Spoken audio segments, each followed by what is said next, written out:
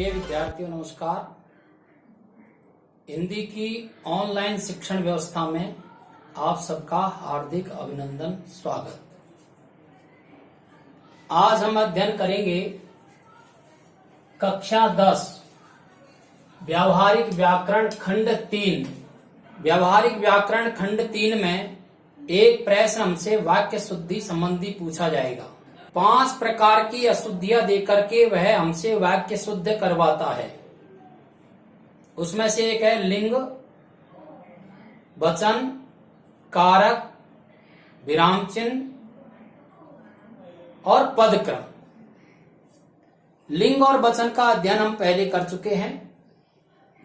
आज हम अध्ययन करेंगे कारक संबंधी अशुद्धियों का। कारक संबंधी अशुद्धियों का अध्ययन करने से पहले हमें यह आना चाहिए कारक किसे कहते हैं, कारक कितने प्रकार के होते हैं, इनके मूल रूप क्या है। इन सब का अध्ययन करने के लिए आप इस वीडियो को सब्सक्राइब करें और कम से कम 2 बार इसे सुनें और इसका स्क्रीनशॉट लेकर के अपनी कॉपी में उतार लें। कारक किसे कहते हैं? कारक, विकारक और अकारक।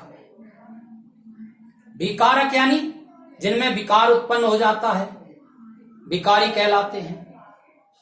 अविकारी यानी जिनमें विकार उत्पन्न नहीं होता है, अविकारी होता है।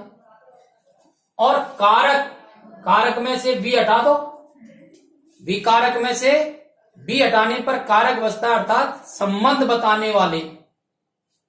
तो इसकी परिभाषा में भी यही हमें समझाया है, संज्ञा व सर्वनाम के जिस रूप से उसका क्रिया अथवा दूसरे शब्दों के साथ संबंध सूचित होता है उसे कारक कहते हैं।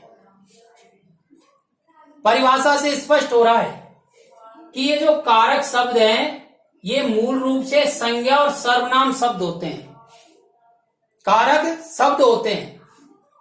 कई बार विद्यार्थी कारक और कारक चिन्हों को एक साथ मिला के पढ़ता है और कारक को वो चिन्हों में ही सम्मिलित कर लेता है। कारक अलग है, कारक चिन्ह अलग है। कारक क्या है? कारक मूलतः संज्ञा और सर्वनाम है। इनका क्रिया से संबंध हो जाने पर इनके रूप बदल जाते हैं। कहीं पर क्रिया से संबंध होने पर ये कर्ता बन जाता है, कहीं पर करण बन जाते हैं, कहीं पर कर्म बन जाते हैं, कहीं पर संप्रदान बन जाते हैं। इस तरह से इनके रूप बदल जाते हैं संबंधों के कारण से।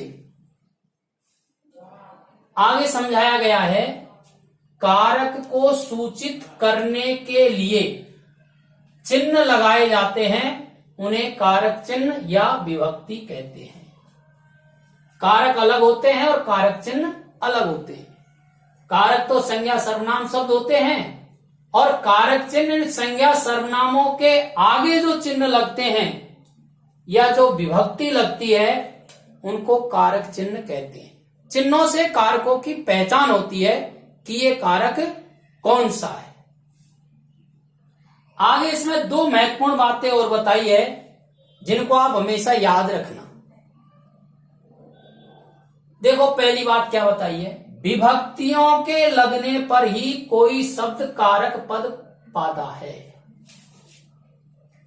विभक्तियों के लगने पर ही कोई शब्द कारक पद पाता है, अर्थात कारक पद हैं, लेकिन ये पद कब बनते हैं? जब इनके साथ विभक्तियां लगती हैं। दूसरी बात, विभक्तियां प्रत्ययों के विकसित रूप हैं। ये जो कारक चिन्ह होते हैं या विभक्तियां होती है मूलतः ये प्रत्यय हैं, प्रत्ययों के भी विकसित रूप हैं, इसलिए इनको चरम प्रत्यय कहते हैं। प्रत्ययों के विकसित रूप जब ये किसी शब्द के साथ प्रयुक्त हो जाते हैं तो उनके साथ प्रत्यय नहीं होता है।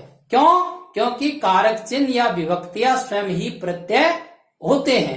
ये 2 महत्वपूर्ण जानकारियां आप अपने पास रखें। हिंदी में कारक 8 होते हैं, यह समझाया गया है। कारकों के नाम है, कारक चिन्ह है, इनके उदाहरण हैं और किस रूप में काम आते हैं। कारकों का संबंध क्रिया से होता है, तो क्रिया के साथ क्या संबंध है ये यहां विशेष में दिखाया गया है। देखिए आप, कर्ता कारक क्रिया को संपादित करने वाला होता है। कर्म कारक क्रिया के व्यापार का फल इस पर पड़ता है। करण कारक साधन का बोध होता है, क्रिया के साधन का बोध होता है। संप्रदान कारक जिसके लिए क्रिया की जाती है वह संप्रदान कारक होता है। अपादान कारक क्रिया के विभाग की अवधि को सूचित करता है, वह अपादान कारक होता है। और संबंध कारक क्रिया के संबंध का बोध करवाते हैं। अधिकरण कारक क्रिया के आधार का बोध कराते हैं। और संबोधन कारक पुकारना सूचित करवाते हैं। ऐसे 8 कारक हैं।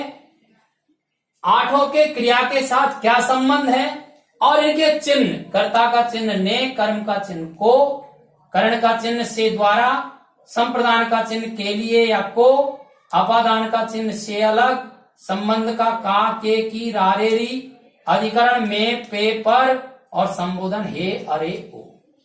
इस तरह से ये हिंदी के कारक हैं। अब इनकी अशुद्धियों को दूर कैसे करते हैं यह जानकारी हम अगले वीडियो में विस्तृत करेंगे। धन्यवाद।